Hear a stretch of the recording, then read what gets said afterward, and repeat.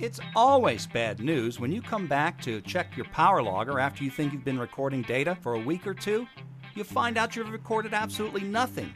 You look around, the power cord has come unplugged. You take a look, maybe you have loose test leads, a voltage lead has come loose, something's been hooked backwards, a current clamp has come loose. Well, these things happen, but do what the pros do.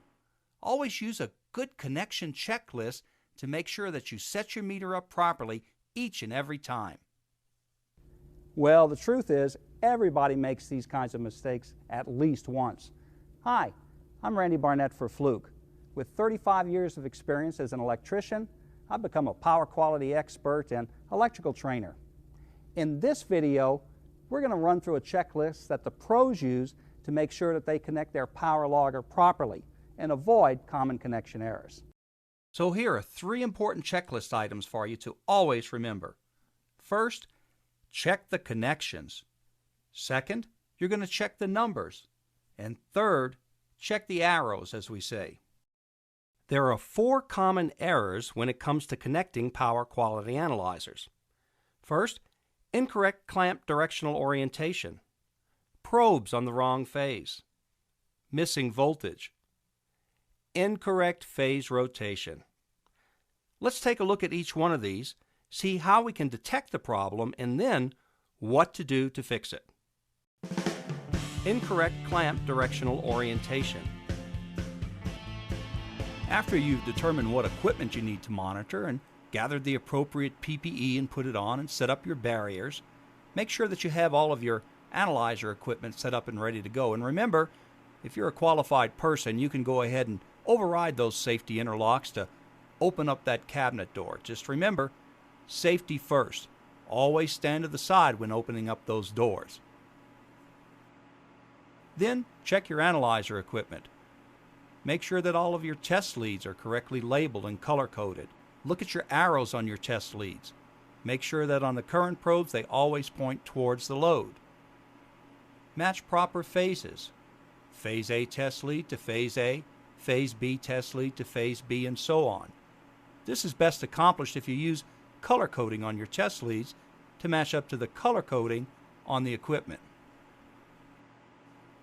With your voltage test leads, make sure you first get a good grounding connection in your equipment. Then connect voltage phase A test lead to phase A, voltage test lead B to phase B, and voltage test lead C to phase C. Now it's time to put that checklist to good use. An easy way to do this, to check your connections, is to first go to the phasor diagram on your analyzer. Phase A voltage is very much out of phase with the phase A current. Must be a connection problem. Well, sure enough, if we go back and we take a look at the equipment, we find out that we have the arrow pointing in the wrong direction for phase A. So, carefully, we go ahead and reverse that current clamp and make sure now that the arrow is pointing towards the load. That should give us proper voltage and current relationships back on the phasor diagram, which we can recheck. Now when we go back to the phasor diagram, sure enough, we find some displacement between phase A voltage and the phase A current. However, we notice that the phasor arrow is in the wrong direction. The phasor arrow should be pointing in a counterclockwise direction, but it's showing a clockwise direction. Probes on the wrong phase. If you have a phasor rotation problem, take a look at your connections. Go back to the current clamp and the voltage leads and make sure that their color coding matches up. If they are mismatched, then go ahead and swap the leads as necessary to correct the problem. Then always go back to your power quality analyzer, to the phasor diagram, and make sure that for A, B, C rotation, the arrow is pointing in a counterclockwise direction on the phasor diagram. Missing voltage. Another common problem is to have one of those voltage leads pop off long after you've left the equipment. You'll see this indicated on the power quality analyzer. If you look at the scope screen, you'll notice that one of the phases is missing. The same is true if you go to the phasor diagram. To correct this problem, obviously you have to go back into the equipment and securely fasten that voltage lead. Then, of course, go back to your power quality analyzer, make sure that you have all three phases present, then over to the phasor diagram, and make sure that your phasor diagram is correct. Incorrect phase rotation. So, for normal phase A, B, C rotation, on the phasor diagram, the arrow points in a counterclockwise direction. At the 0 reference point, the thick black line indicates the phase A voltage. Phase A current, the thin black line, can be seen lagging behind the phase A voltage. Phase B voltage is the thick red line at the 120 degree point.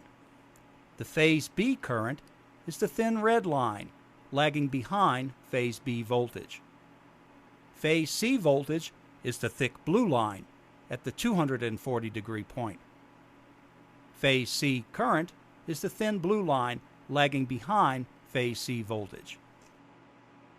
You can also go to the scope and notice correct phase rotation.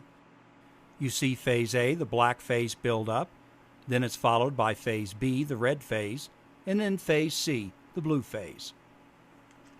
Now, one last item you should be aware of on that phasor diagram screen is that you can actually select phase sequence. To do that, you go to the Function Preferences menu, select Scope and Phasor Preference, and it gives you the option as to whether you want to look at phasor rotation or indicate phase sequence on that screen.